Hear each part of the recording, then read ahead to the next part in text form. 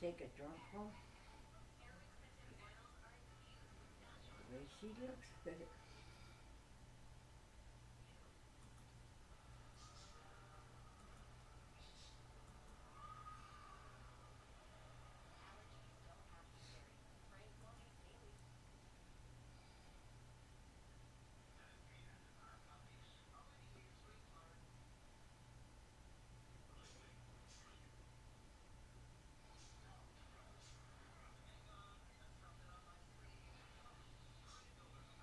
Oh God, that really was a show.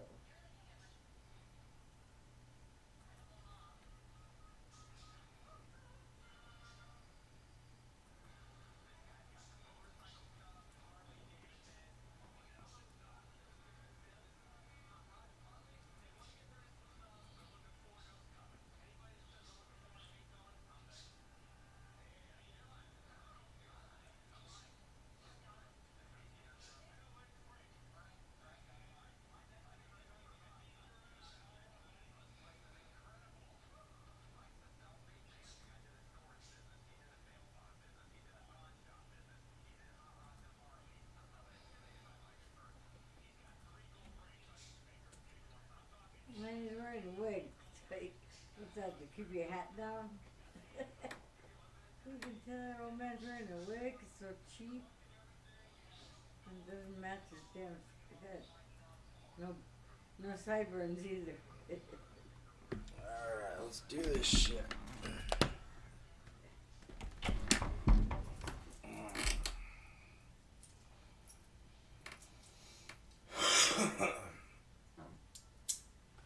My time on these ones. Ordinarily, I haven't already done that shit, but alright. What are we doing?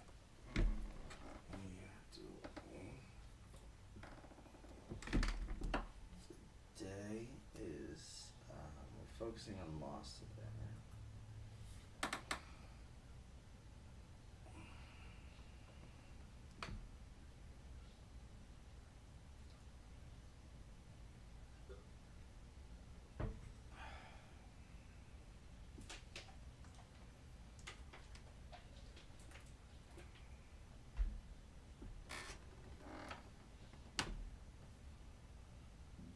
Just give me a good show.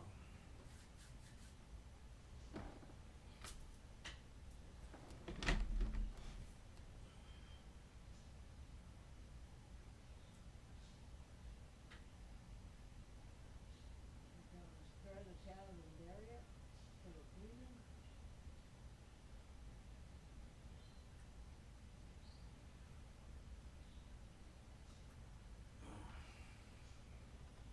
Alrighty then, we are here. We are here. We are now live. Alright. So, I don't know how long you guys have been watching this show.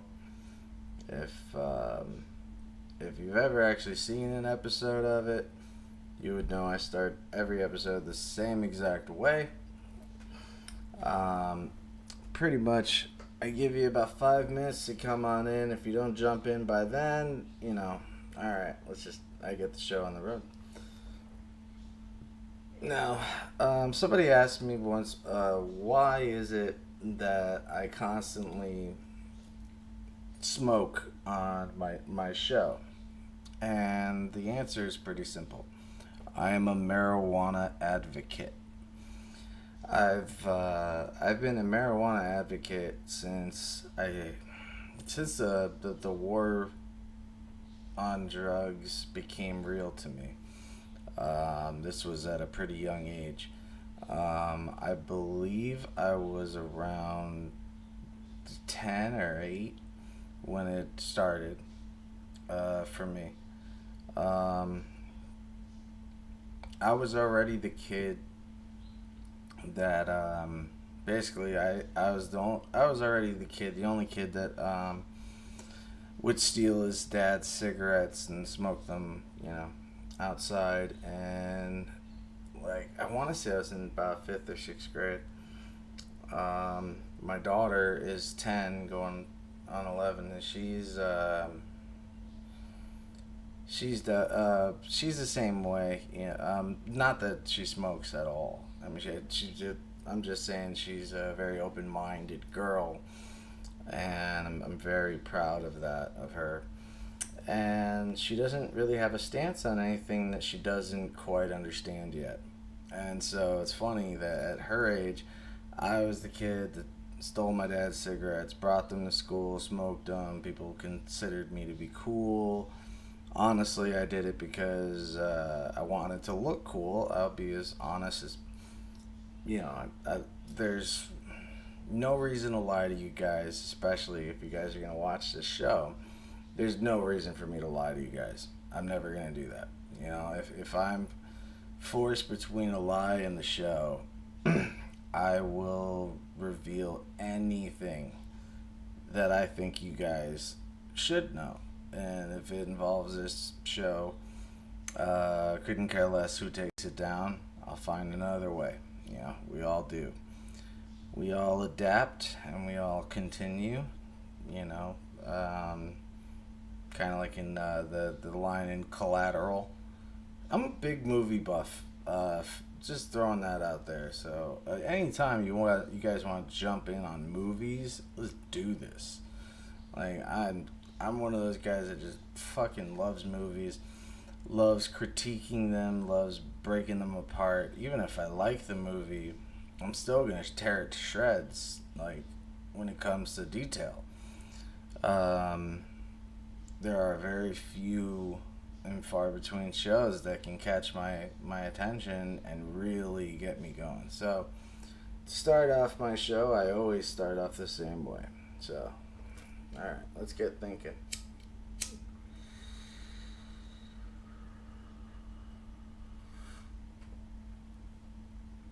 All right, guys. So, if you guys have ever noticed the cover or the title of the show, you'll know that's because you'll know that it says that it'll just say STS Live with GC. And if you know my real name, then that's my real initials.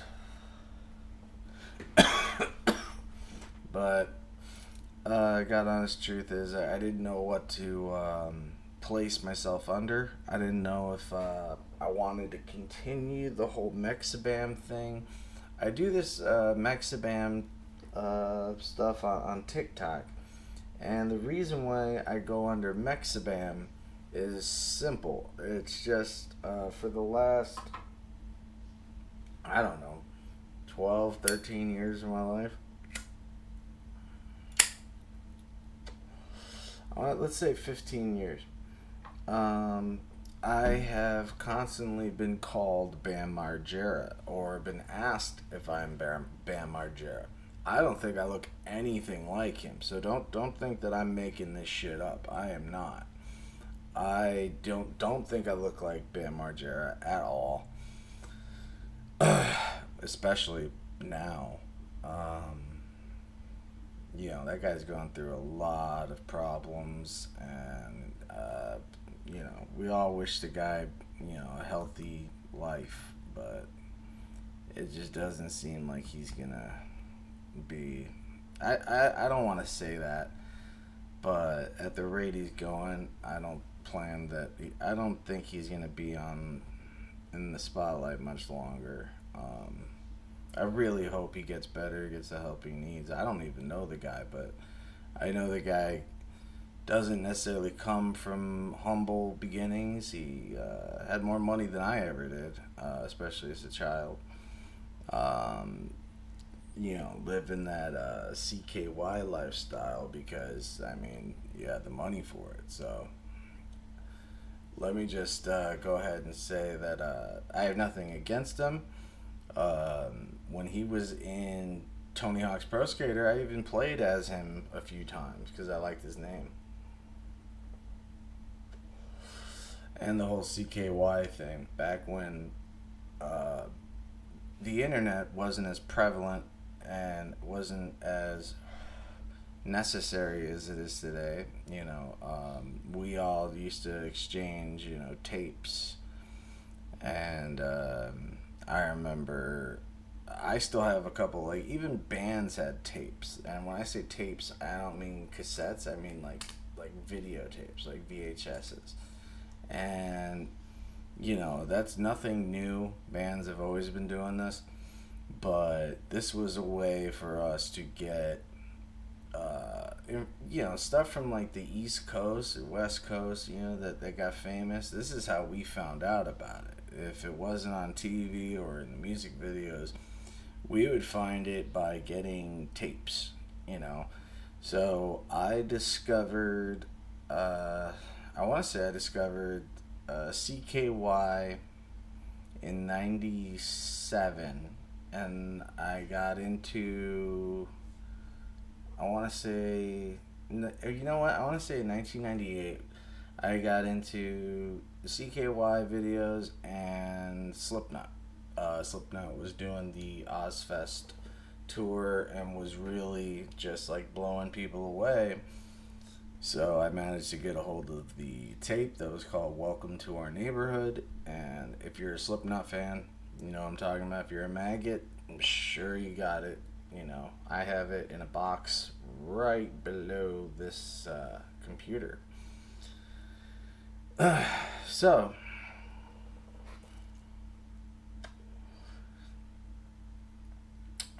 back then, you didn't get, chat rooms and stuff like that. I mean, they were around, but we didn't.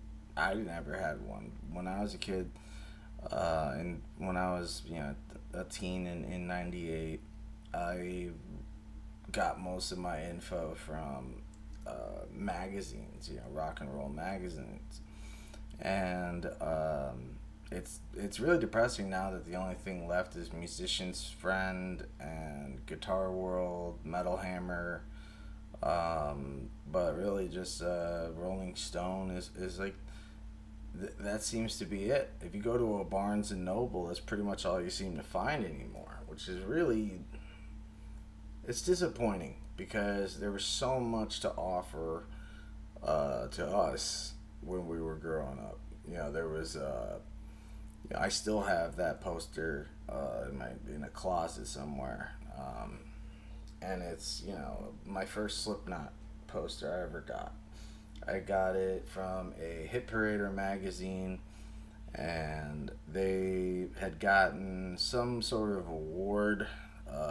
Corey's holding it. I never got a really good look at it, even though it hung up on my wall, forever. Never really, I remember I didn't even notice that he was holding anything for like 6 months, and I think they had won some sort of award that had an X on it. I don't know what that means.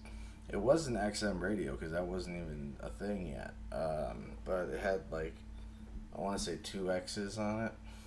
So I think it was because they were considered the band of the year, the new band of the year, and so.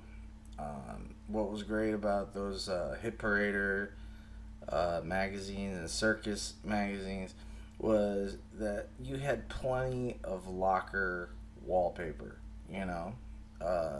I didn't know anyone that had a locker that was just a locker. When you opened your high school locker and your 8th grade, 7th grade, 6th grade locker, in my opinion, once you get to like 7th grade especially, your locker is now a part of you. It's now representing who you are as a person and what your interests are. I have an ex who is, she used to have a picture of the woman that I loved the most at that time in 2001. And that was a picture of Brody Armstrong. At the time, she was Brody Armstrong. She wasn't Brody Lee yet. Or anymore, for that matter. She was married to the singer of Rancid, Tim Armstrong.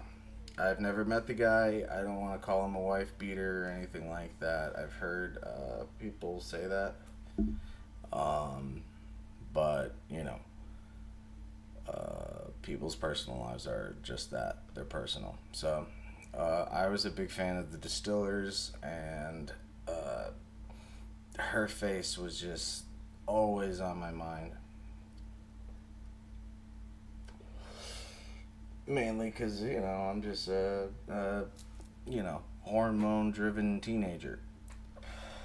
Driven by women's pheromones and pot, pretty much. And so, my point was about the tapes was that it was a cool way of communicating, from somebody in, like the Slipknot video, for instance, somebody in Des Moines, Iowa, can reach somebody in Chicago, and it's through the magic of television that we can put it on and check out these tapes. And some of them, a lot of times, were backyard wrestling tapes. Back then, backyard wrestling was a big thing.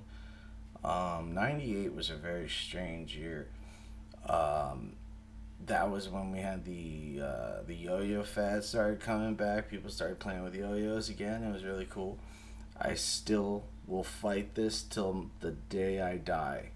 I started the 1998 yo-yo fad. If you were in the Midwest, you were playing with some sort of Yomega or Duncan.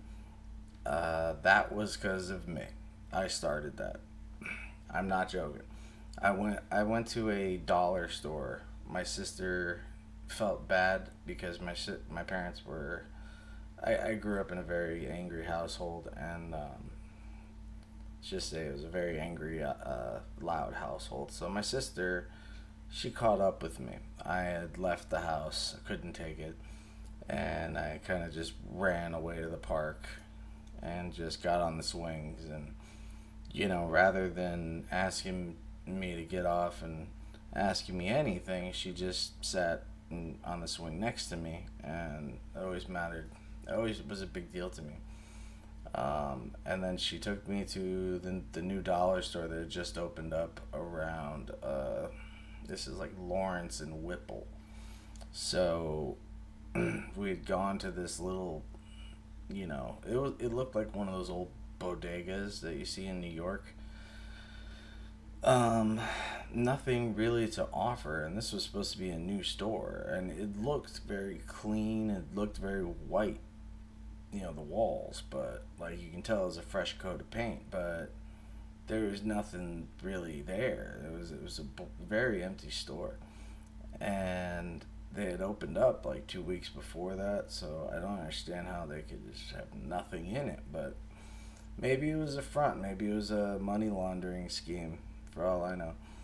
But the guy had a tin yo-yo for sale, and of course it was like 50 cents back then. So I grabbed the tin yo-yo and I bought it. And it's a tin yo-yo. It's from a dollar store. It's not gonna do anything. It's just gonna come back up. That's it. Just down and up, down and up, down and up, down and up.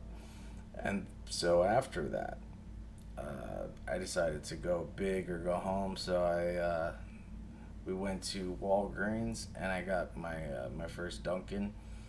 Got my Dunkin', made that thing go to sleep. Started doing really cool tricks.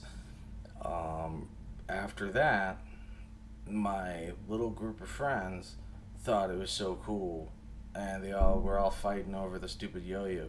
So they start buying their own yo-yos, and then it became a thing of who has the coolest yo-yo. So my friend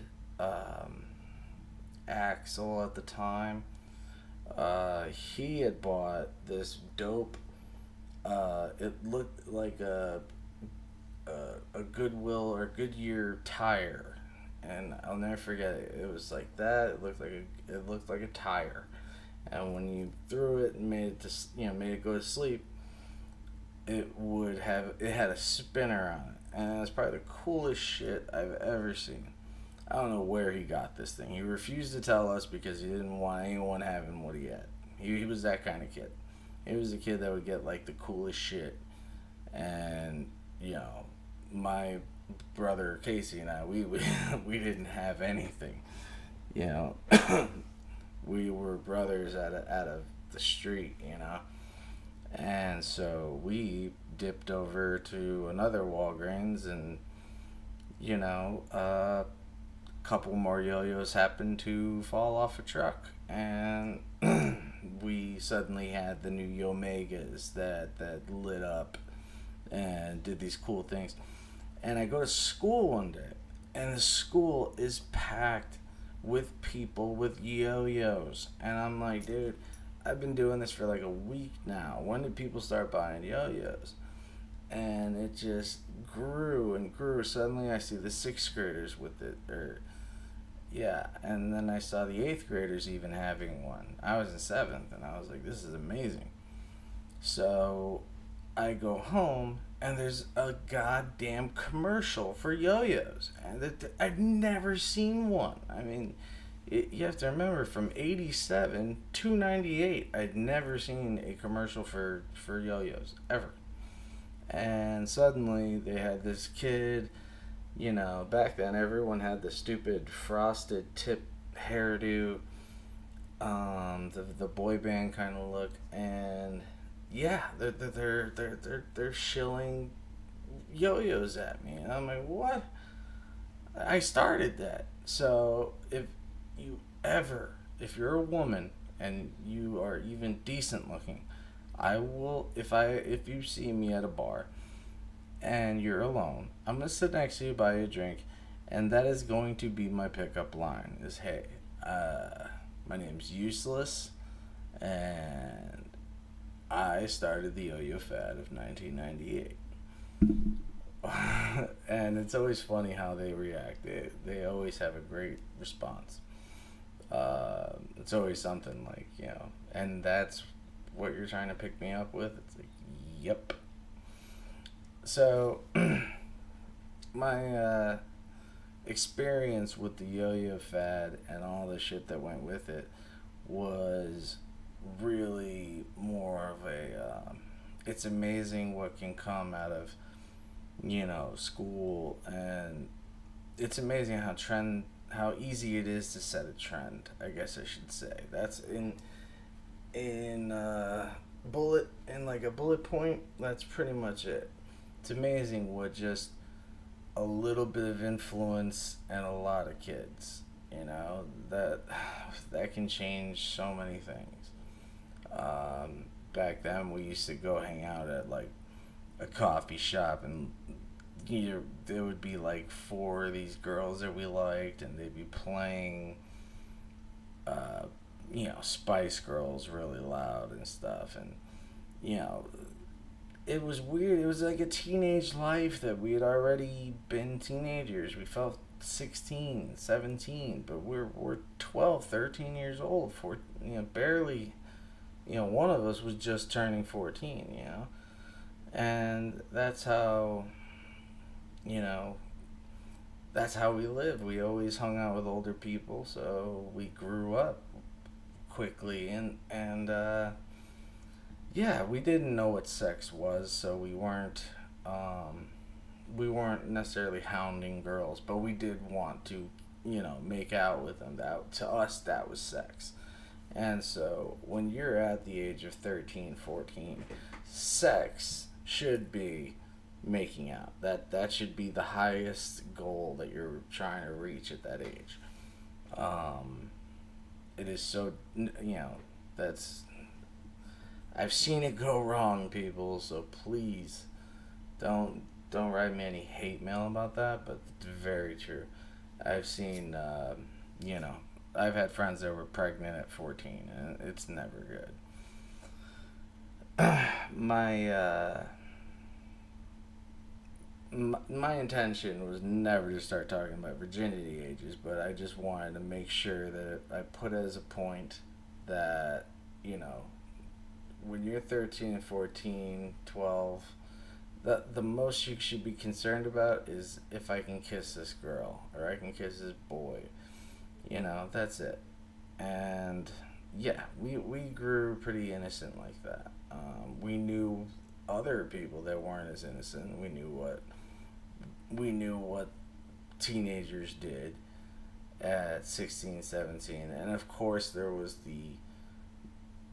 typical American Pie, Animal House thing, or you want to get laid by prom and you want to be the first of your group to get laid and stuff like that. So my brother Case had beaten all of us, but then I think I was in second place. And if you were to ask me right now what age I was, I would simply say too young. And I definitely didn't know what I was doing. And I was lucky. I was very, very lucky because, I was not very protective, if you know what I mean. So, I always try to tell young teens that, like, hey, you're going to have time for all that. And those feelings are going to get a lot crazier and a lot more controlling over your actual behavior rather than controlling of just your mind. It's definitely going to influence the choices you make and the regrets you're going to have later. So not only does it give you, it's not only what you make of it, but it's what you mistake of it. And that's a good quote. I should remember that. So, it's not as exciting as it was yesterday. I might have started a little too early. I was just really excited to do another episode. And some episodes are more popular than others. Sometimes it's just a matter of people not being there, showing up on time, and they watch it later. And I'm really bad at letting my crowd know what time I should be on. I always say between 12 and 2. So if you just check around 12 o'clock, you'll probably see it. If not 12:30, if not 1. So I'm going to do an extra half hour on this just in case anybody were to show up late. But again, yesterday was probably the best show I've done. I've noticed, I don't care about numbers. I care about reaction, and that was the most reactive and proactive kind of show that I've ever done for STS. I did get to a certain point at the end where I never got to really. Well, I talked briefly about it, and it was the whole website that I had called Bios for Pyros that was based around the idea that you can tell me your life story, and I'd indent it and fix it, and you can we'd take poems, haikus, all that stuff, and we put it up there, and then it was ruined because Squarespace ended up buying Weebly, and then the Weebly pages all had new passwords that I didn't know. So if you ever get a hold of Bios for Pyros on Squarespace, let me know, because I have no idea how to find it. I even had to erase the email address for it, because if you wait too long, it starts to say session's expired, and that's, to me, that was fine. I don't plan on restarting that. All I can really do is adapt and move forward. That's it. I never go back and try something again. If I were to be doing this for fucking 5 years and it went nowhere, and it was fulfilling for me, then I'll do it for 5 more. If it's not fulfilling and I'm not getting my point across and not getting the experience that I want to get and understand, because not everyone can do this. Not everyone can have a camera in front of them and a microphone and you just go. And I understand that it takes a certain type of personality. You gotta I guess be an attention whore, but mainly you should have something to say. So as I was saying before, like the late '90s, God, I wish we knew how important that time was, because it was the last chance we had at privacy. It was the last chance we had at, I don't know, being disenfranchised would have been predicted, you know? If we could have made some sort of deal with ourselves, a lot of people try to do these millennium uh, deals. This was in literally in the year 2000.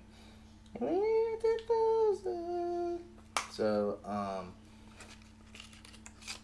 when 2000 hit and the whole 2K, Y2K fear was there. I was there, I remember it. People were filling up the, under their sinks, they were filling it with bottles of water. I remember my mom saying we should do that, and we all just kind of laughed. Because none of us took it seriously, none of us cared.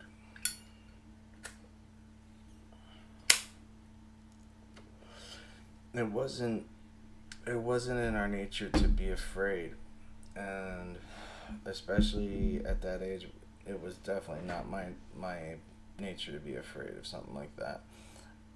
If anything, chaos and anarchy, that's my bag, baby. So, part of me wanted to see it. Part of me was hoping that this was it. This was the end of the world. Part of me was just excited for all of it. We didn't know that a year from then, a year and 9 months later, we'd end up going through the worst tragedy in our country's history. At the time, everyone was so worried about the most trivial and just ridiculous things that I found to be just kind of funny. To me, it honestly was. It was funny seeing people freaking out over something that, may or may not happen. And, I don't know. There was just this big feeling like, I have a feeling like nothing is going to happen. And nothing did. And we were all just kind of enjoying the new year. I remember this kind of, I don't know, they just had this very nonchalant attitude towards it, whereas I was trying to think of it as the ending of an era. The thing was that I was too young to understand what an era really is, and nothing had really changed yet. So we were kind of waiting for that. I mean, The Matrix had come out and shown us what, CGI can do. Cell phones were becoming more prevalent, becoming a lot more plentiful, and suddenly everybody in like 2003 or 4, everybody had a Kyocera or a Nokia. These were terrible phones, but I mean, we loved them. Some of them were so fancy, you paid like $20 for them, and then they're like all burners. They're just like prepaid things, but yeah, you treated it like, a phone. You didn't take it out really. There wasn't much to do with it. They had like Brick Attack.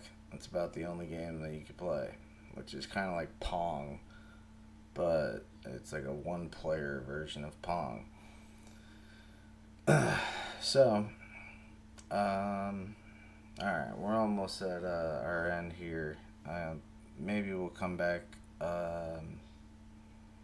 Maybe we'll come back on the air later. I don't know yet, but yesterday we had the topic of, what was our topic? We had the topic of, I believe it's start with an F. We had fear. Fear was the topic of yesterday. That's right. Okay, that's what I was saying. I know it starts with an F.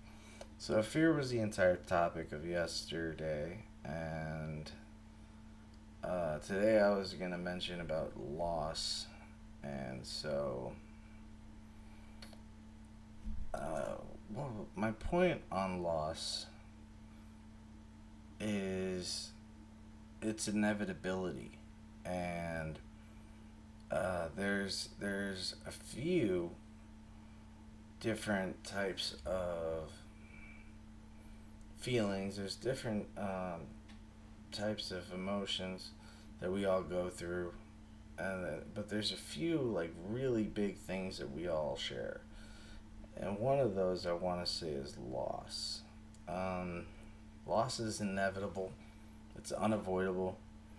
It's one of the only guarantees that life can even offer you.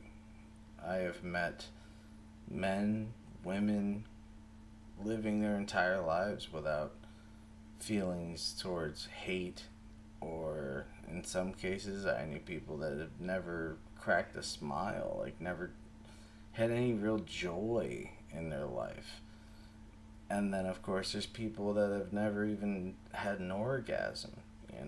There's adults that just never had. But there's not one person that I've ever talked to that didn't know loss. Not one was ever able to say, no, I never really dealt with loss. Everyone has, especially at my age.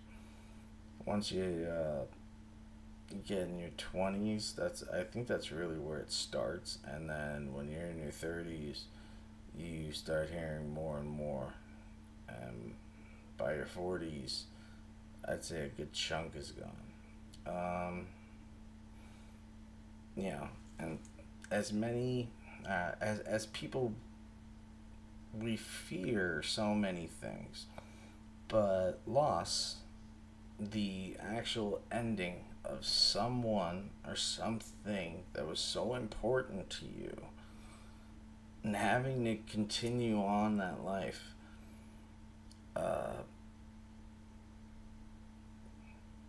even if that person is well known to be on borrowed time, and you have already pre-programmed all the worst thoughts, scenarios, imaginable, it still cannot prepare you for a single step of the 5 stages of grief. The bargaining that you will do with the universe, the bargaining in itself, in some situations, the fact that you are bargaining with the universe as if the universe in itself is a sentient being that can communicate, is ridiculous to think about on a sober day. But you will. You will. You will beg. You will cry. There are people that can't cry, and there's people that physically can't cry, and then there's people that emotionally just can't cry. I had that problem for a long time, for years. I couldn't cry, no matter how much I tried, no matter how horrible I would think the worst thoughts. I try to remember every horrible thing, and I couldn't do it. It just never came. But that didn't mean that I didn't have it didn't mean that I didn't have any feelings, and it didn't mean that I didn't cry on my own, in my own way. But I definitely didn't cry in the standard way that you would think that a normal human being would cry. And I also find it funny that the end of, like I said, the ending of someone, and having to continue with the loss of that person, and you being told, hey, the race isn't over, we still have to get this finished. You just have to move on without them. You know, it's an oddity that it is something that we all have in common, and we all know is coming, but not a single one of us could ever really prepare for it. And it happens to all of us in different ways. And the the grief itself is a long, arduous trip on its own. The fact, even if you have a pocket so big you can stuff all that down, you still will cry in your own way. Your soul just feels lighter than usual. Life itself around you doesn't seem real. It's like the world just shrunk a little bit. It is unlike anything else. It's a burden in your head, but your soul itself feels almost empty. You know, you feel like the inside of you is just, there's something missing. You can feel that piece missing from your life. And your soul is light, your reflexes are slow. The burden in your head is going to be the very burden that you will become and you will allow yourself to become if you do not handle the grief properly. Personally, the loss of my wife, she didn't pass away. She did the smart thing and walked away. And to me, that will always be the most painful thing um, that I still have to go through. Um, Something that I just could never let go of. You know, the fact that you're never gonna wake up next to that person again. That you're never gonna see that smile in the morning that made your whole day worth living for. It's gone. It's never coming back. And I allowed myself to be a burden for years. I felt terrible for my brother Lewis. I felt terrible for my best friend Christine. I felt horrible that my friends, my family, had to deal with me like that. And I can't thank people like Alexis and my brother Lewis and Christine. I can't thank them enough for being there.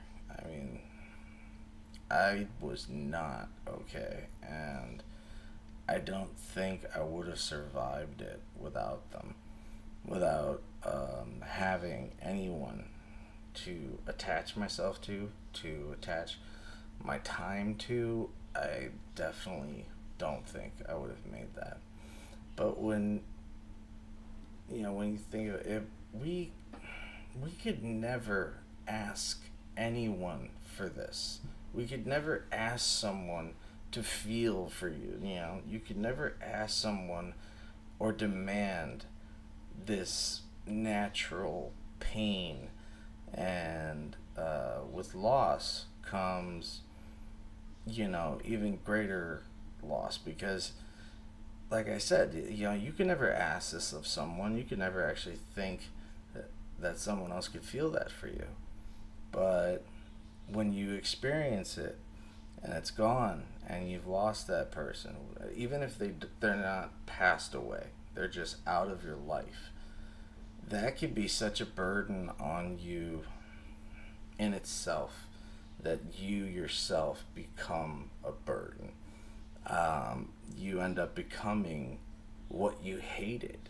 And for me, losing someone very close to me, losing my wife, and knowing that I'm never gonna see that smile ever again, and you know, I let myself become this shut in a shell of a person that I couldn't even recognize anymore. I was making decisions that just were not nearly focused or even considerable in another life, or 6 months before that. Loss can, when you lose something and you lose someone, you can lose yourself at the same time. And that's one of the scariest things about loss, is that you don't know who's coming out of it. You know that you're falling into it. You're the one that's going to have to deal with it. You're the one going down. But at the same time, you have no clue how you're going to climb back up. At first, it's those 5 stages of grief that they give you. The bargaining is always, to me, the most painful part, because you're doing something ridiculous. You're doing something that you know on a regular day you would never do. You would never ever ask the universe to do something for you. You would just do it on your own. But it's you're begging, and when you lose a friend that does pass away, you're literally asking for the impossible. You're asking, you know, you're asking whether you're asking for it to be a dream, whether you're asking for it to be a new reality, whether you're asking just for the simple strength of moving on. It does not change. The grief is not done, and it is never done with you. And how you doing, Scott? And it's not something that you can prep for, because it's inevitable, and it is always going to happen, but you'll never see it coming. It's just going to happen. And when it does, there's no one that's going to be able to give you that movie speech that's going to allow you to just take it and accept it. That's not how it works. You don't forget. All you can do is spend the next day trying to do better. That's it. That's the best thing you can try to do for your soul, is move on as slow as possible, but just move. As long as you're moving. I remember being in bed for days on end. If I was not at work, I was in bed. If I wasn't in bed, I was at work. And that was it. That was my entire routine. And then self-destruction. That's always going to come. If you're it doesn't really matter how empathic you are. As soon as that self-destruction mode comes in, it comes in it comes in full blast, and you're just ready to just hit that button. And you know that sometimes there's no coming back from that button itself. Stay away from that button, but you press it anyway. You just want to feel anything else that'll move you anyway. And it's not even that you're asking to move forward. You're just asking to move. And the truth is, the universe will, of course, never answer that. It'll never do it for you. It's not a sentient being. The universe is the universe. What you have to do is build yourself a new universe and continue to see the one that you see, and really just move. Because a friend told me, really, she was also divorced as I was, and I tried asking her simply, how did you how did you forget it? How did you just let go? And she cried and said, I never did. It just becomes less and less. You just think about it less and less every day. And if you're smart, you can keep yourself busy, you can keep yourself distracted, then definitely you will have enough strength to move on, just a little forward. it is for me. It's been 12 years now, and I still feel the exact same. If I really think about it, I probably feel the exact same way as I did day one. Um, However, um, wisdom comes with age, and the older you get, the older you realize that there's nowhere to stuff that pain. You wear it as your armor, and you continue that path, and you're gonna meet other people along the way, whether or not that those people are the same to you or same to you emotionally. It doesn't matter. At least they're in your life, and if they're worth keeping in your life, then you keep them. And so it's funny that I was saying we could just never ask for that. We could never demand someone to have that kind of feeling for us. Every part of that pain, that anger and hatred that becomes self uh, overwhelming, it's it's actually coming from the best place possible. It's actually coming out of your purity. That small amount of a free spirit that's still left within you, that you really are. And so, in a way, we we all experience it together. Yet at the very same time, we don't feel it the same, and it's never the same. So it's just very interesting to put it into that. It's not interesting to put it in that perspective, but it's the only way, in my opinion, that you're gonna move anywhere from that square one. And yeah, it's just in you know it's just like death and taxes. It's coming for you regardless, and there's nothing unnatural about wanting to run out of your own skin. There's nothing unnatural about wanting to jump off a rooftop. Again, I always think back to Nietzsche when Nietzsche said that suicide has been the light. Uh, Suicide has been, and basically Nietzsche was saying that suicide was an assist. It was the light that you saw that helped you see through a tunnel on many times when you're at your worst and your hardest. Because sometimes we do think that, oh well, I could always just end it, and then it all goes away.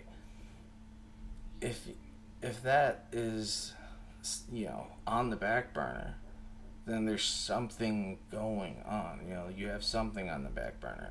And sometimes that's enough to help you move forward, move on, live your life happily. And I definitely see how that works. Sometimes you don't have any options. And suicide is never a good option, but I mean, it's there. The fact that it is an option means that you have an option. Sometimes that's enough to keep pulling and keep going. And there's nothing unnatural about that. There's nothing inhuman about that. It's just your heart, man. Your heart does so much more than your brain can imagine, and yet they work together, you know. And so I don't. When it comes down to the whole, there's somebody for everybody. Maybe I can't say that. Um,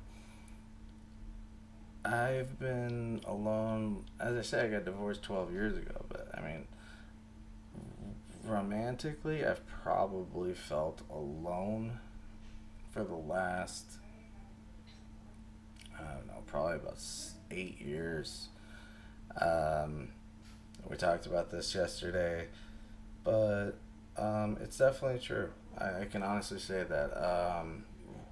Romantically, yeah, I've been alone for about a decade, and I've had girlfriends, but it's just things don't. Um, Sometimes people just don't add up, and it's not their fault, and you can't expect them to. And that's another thing that you don't want to do. You don't want to force that and tell someone that you're not this person. That person doesn't deserve that. And that person is not here to be your replacement.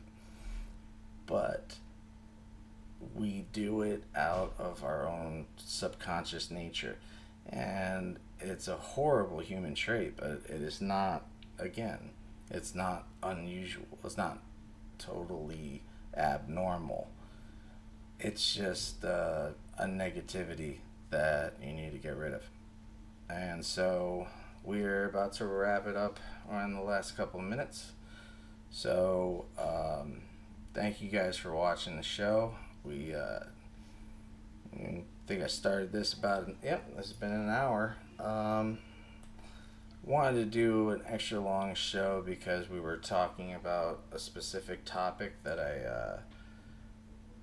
I know a lot about, and before that we were discussing something else, and that's what this is all about: having that ear and knowing that somebody's listening to you, even though you're listening to me. So, as I always say, if you know anyone struggling with depression, with anxiety, please get them help. And don't forget, I'm always here. Please talk to me. I'm always there to listen to you.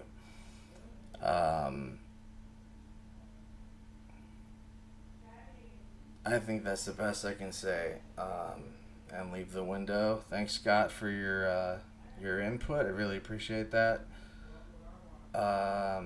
I was really hoping that we'd find that person yesterday, Christian Martinez. I was hoping that person was going to pop up again. That person seemed really interested, but you know, not everyone's going to be watching the show. You know, so hopefully you catch the reruns. It's always going to be on. Again, if you go to Useless Agent on YouTube, you will find an entire different section. If you just want the music videos, there's a playlist, and I update it every time I put a song up. So, if you're a fan of the music, I will always have that for you. If you're a fan of just speaking, then that's what this is for.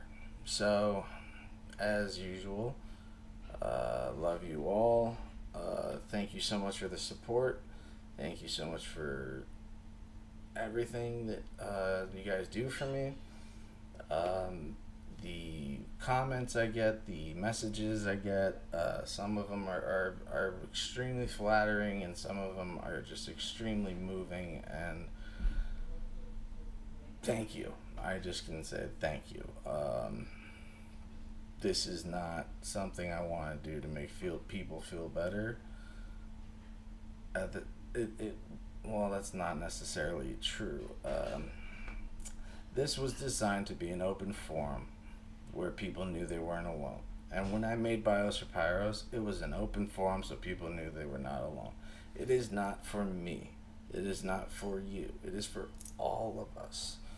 And again, that's what I always try to aim for.